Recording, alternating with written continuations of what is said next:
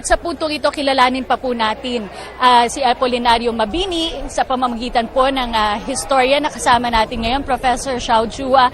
Isang magandang araw sa iyo. Makasaysayang araw, Cathy, at sa inyong lahat na ating mga manonood. Happy Mabini at 150. Kilala natin nung elementarya pa lang dakilang lumpo o dakilang paralitiko si Apolinario Mabini. Pero maraming hindi nakakaalam na hindi naman siya ipinanganak na lumpo. Pakikwento nga sa amin yan, Professor Xiao. Actually, yun ang problema sa atin, sapagkat ang nangyari, parang ang pagkakakilala natin kay Mabini, yung kanya lamang title, Apolinario Mabini, dakilang lumpo. So, ang alam lang nung iba, yung pagkalumpo niya, pero hindi alam bakit nga ba siya bayani. So, now, liliwanagin ko muna yan, yung question mo. Si Mabini po ay nalumpo lamang, kasi pinanganak siya 1864. Nalumpo lamang siya noong January 1896. Malapit na yung panahon ng himagsikan, no? Yun yung nangyari dyan kasi bigla siyang nagkaroon ng lagnat na hindi may paliwanag, tapos bigla nabaldado na siya. Polio pala ang tumama kay Mabini. Alam mo, Professor Xiao, maraming mga chismis tungkol sa ating mga bayani. At isa dito, yung tungkol kay Apolinario Mabini na sinasabing hindi daw polio ang kanya naging sakit, kundi syphilis. Totoo po ba ito? Oo, actually, nakakatuwa yung chismis na yon kasi ito ay iginamit kay Mabini. Kasi tanda na, ikonteksto natin, si Mabini po ay siya ay advisor ni Emilio Aguinaldo at talagang pinakikinggan ni Emilio Aguinaldo sa napakagaling. At naglalabas ng mga batas, si Mabini mismo ang sumusulat at magaganda itong mga batas na ipinatupad ni General Aguinaldo nung unang republika sa Asia, yung Republika ng Pilipinas sa Malolos. Kaso naging problema, maraming nakaaway si Mabini. Kasi si Mabini, kaya nga ang tema ng selebrasyon, talino at paninindigan. Kasi una, matalino siya. Pangalawa, may paninindigan siya. Ayaw niyang makipagkasundo sa mga Amerikano. Ang sabi ng mga elitista doon sa Kongreso, hindi natin kaya, masyadong malakas ang mga Amerikano, kaya mag-ano na lang tayo, atin na lamang itong makipagkasundo o magkaroon ng home rule, mga ganong mga usapan. Si Mabini ayaw niya. So ang nangyari, tapos yun pa, gusto ni Mabini may kalinisan ng kalooban sa pamahalaan. Oo. Sa mga senado, sa mga congressmen noon. So ang nangyari, yung mga ayaw sa kanya, siniraan siya ngayon. At ang paninira na ginawa nila, ayon sa mga historians, ay si Mabini daw ay nalumpo hindi dahil sa polio, kundi dahil sa syphilis. Ang nakakatawa doon, ang alam ko, ang syphilis, nabubulag ka, pero hindi ka nalulumpo. Hindi nakakalumpo po ang syphilis. Ako po ay isang registered nurse at alam po natin yan. Pero isa rin sa mga tinututukan nga nating isa selebrasyon, yung talino at paninindigan. Unang-una, talino. Naku, medyo na uulanan na tayo dito. Pero talino ni Mabini, kakaiba daw ang kanya naging talino. Siya ay nakapag-aral, hindi dahil isang ilustrado siya, siya ay isang mahirap. Ngunit siya ay nabigyan ng scholarship dahil sa kanyang katalinuhan. Totoo, ang nakakatawa dyan, si Apolinario Mabini, siya po ay pinanganak sa isang magsasaka. Sa isang bahay kubo, nakatulad ng bahay kubo na nakikita natin ngayon. Dito sa Talaga, Tanawan City, dati Tanawan Town lang ito, Batangas.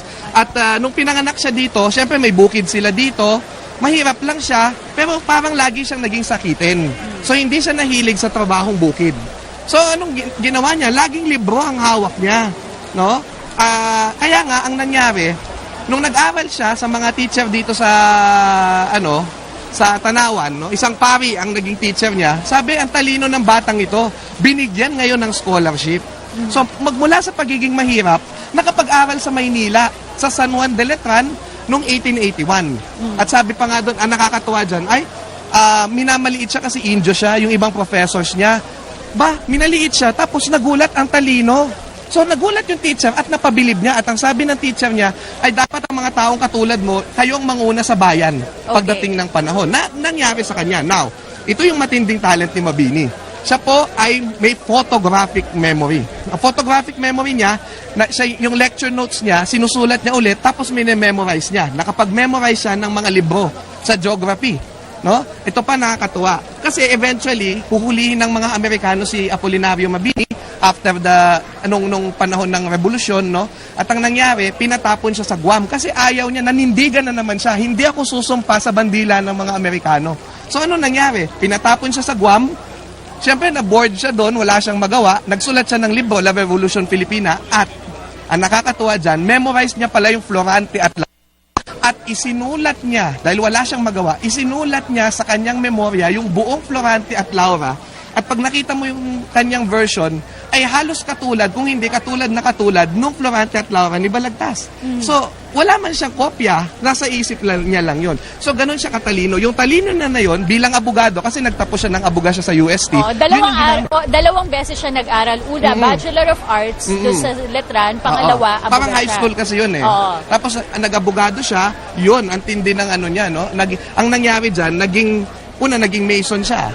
Ibig sabihin, kinikilala siya ng lipunan na matalino. Naging Mason. Pangalawa, yung kanyang sumama siya sa Liga Filipina ni Rizal. Pero yun ang hindi alam ng marami na si Apolinario Mabini ay naging close din kay Dr. Jose Rizal, hindi lang kay Emilio Aguinaldo. Oo, may pakikipag-ugnayan siya.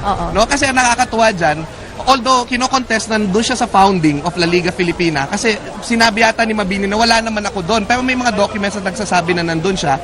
Ang matindi dyan, kasi hinuli si Rizal after La Liga Filipina was founded in 3 days. So, ang nangyari, siya ang yung nanatiling miyembro. At nung nanatiling miyembro siya sa La Liga Filipina, no, kumuha siya ng mga funds for La Solidaridad. Tandaan natin, yung propaganda movement nasa Spain,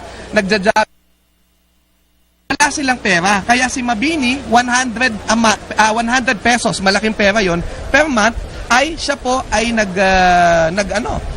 nangolekta ng pera at pinadadala kay Marcelo H. Del Pilar. Alam mo, may kaugnayan siya. Marami pang mga interesting points tungkol sa buhay ni Apolinario Mabini at mamaya pag-uusapan pa namin yan ni Professor Xiao Chua. Yes.